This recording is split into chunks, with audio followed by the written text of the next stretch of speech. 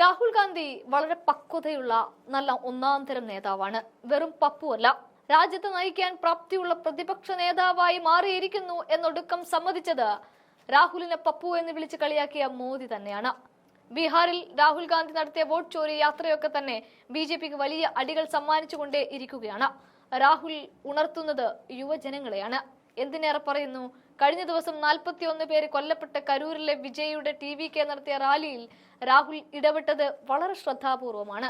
എന്താണ് സത്യത്തിൽ സംഭവിച്ചത് എന്നറിയാത്ത വേളയിൽ കൂടി അനുശോചനം അറിയിക്കാൻ സ്റ്റാലിൻ എന്ന മുഖ്യമന്ത്രിയെയും വിജയ് എന്ന നേതാവിനെയും രാഹുൽ ഗാന്ധി വിളിച്ചു. എന്നാൽ അവിടം കൊണ്ട് രാഹുൽ നിർത്തുന്നില്ല.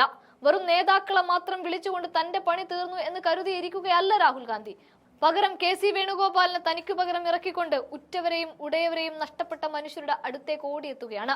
രാഹുൽ എന്ന നേതാവ് പണ്ടേ പറഞ്ഞത് ഒരേ ഒരു കാര്യമാണ്: വെറുപ്പിന്റെ അങ്ങാടിയിൽ സ്നേഹത്തിന്റെ കട തുറക്കുന്നു എന്ന്. അതാണ് പിന്നീട് അദ്ദേഹം വെച്ചു പുലർത്തിയതും. എന്തായാലും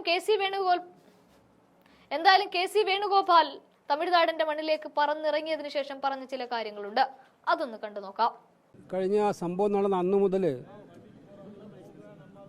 ഫാമിലികളെ സഹായിക്കാനും ഉദ്യോഗസ്ഥരോടൊപ്പം എല്ലാ പ്രവർത്തനങ്ങളും ഏറ്റെടുക്കാനും മുന്നിട്ട് നിന്ന ഞങ്ങളുടെ MP ജ്യോതിമണിയോടൊപ്പം മറ്റ് 4 MP മാരോടൊപ്പം കോൺഗ്രസ് പ്രവർത്തക സമിതി അംഗങ്ങളോടൊപ്പം ഇന്ന് സംഭവ സ്ഥലം സന്ദർശിച്ചു.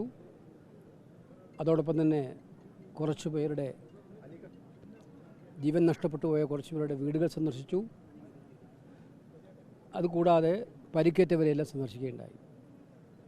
കോൺഗ്രസ് പാർട്ടി ഈ വലിയൊരു ദുരന്തത്തിൽ ദുരിതമനുഭവിക്കുന്നവരെ, ഇഷ്ടപ്പെട്ടവരെ, നഷ്ടപ്പെട്ടു പോയവരെ എല്ലാം സാന്ത്വനിപ്പിക്കുന്നതിന് വേണ്ടിയുള്ള സന്ദേശവുമായിട്ടാണ് ഇന്നെത്തിയിരിക്കുന്നത്. കോൺഗ്രസ് പ്രസിഡന്റ് മല്ലികാർജ്ജുന ഖാർഗെയും രാഹുൽ ഗാന്ധിയും ഒക്കെ പ്രത്യേക നിർദ്ദേശം അനുസരിച്ചാണ് ഞാനിവിടെ വന്നിരിക്കുന്നത്.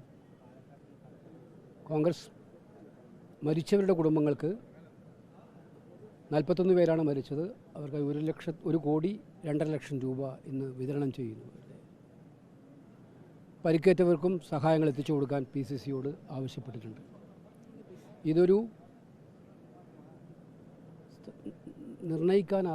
വിവരിക്കാനാകാത്ത വലിയ ദുരന്തമാണ്. നമ്മൾ ഇന്നിപ്പോൾ വീടുകളിൽ പോയപ്പോൾ അവിടെ കണ്ട സങ്കടകരമായ അവസ്ഥ വിവരണാതീതം തന്നെയാണ്.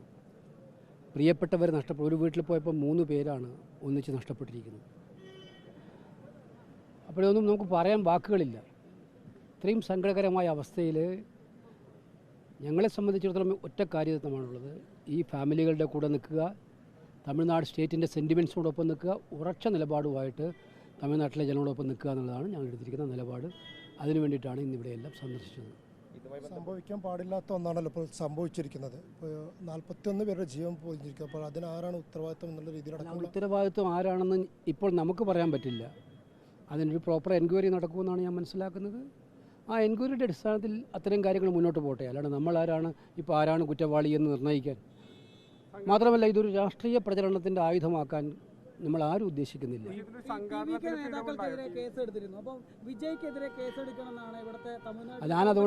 ഞാനതുകൊണ്ടാണ് പറയുന്നത്, ഇത്തരം വിവാദങ്ങളിലൊന്നും ഞങ്ങളില്ല. ഇത്തരം വിവാദങ്ങളിലൊന്നും ഇല്ല. We never say that. Rahul Gandhi വിജയുമായി സംസാരിച്ചു, 15 മിനിറ്റോളം സംസാരിച്ചു എന്ന് പറയുന്നത് എന്തായിരുന്നു? അല്ല, നിങ്ങളുണ്ടായിരുന്നു 15 മിനിറ്റ് സമയം. എത്ര വാർത്തകൾ റിപ്പോർട്ടുകൾ പുറത്തു വന്നിരുന്നു? അതിനകത്തൊരു കാര്യം ഞാൻ പറയാം. ഈ തമിഴ്നാടിനെ ഹൃദയത്തോട് ഏറ്റവും കൂടുതൽ ചേർത്ത് പിടിക്കുന്ന നേതാവാണ് രാഹുൽ ഗാന്ധി. നിങ്ങൾക്കറിയാം, അത് തമിഴ് സെൻറ്റിമെൻറ്റ്സും അറിയാം. രാഹുൽ ഗാന്ധിയോടുള്ള തമിഴ് സെൻറ്റിമെൻറ്റ്സും ഞങ്ങൾക്കും അറിയാം, നിങ്ങൾക്കും അറിയാം. ഇതൊരു ട്രാജഡി ഉണ്ടായപ്പോൾ തന്നെ ഞാനാണ് അദ്ദേഹത്തെ ആദ്യം വിവരം അറിയിക്കുന്നത്. അപ്പോൾ തന്നെ അദ്ദേഹം ഷോക്കഡായിരുന്നു. അപ്പോൾ അദ്ദേഹം ഉടൻ ചെയ്തത് മുഖ്യമന്ത്രി സ്റ്റാലിനെ വിളിച്ചു, സംസാരിച്ചു. അത് കഴിഞ്ഞ് അദ്ദേഹം ഈ ഓർഗനൈസറുടെ ഭാഗത്തു നിന്നുള്ള വിജയനെയും വിളിച്ച് സംസാരിച്ചു.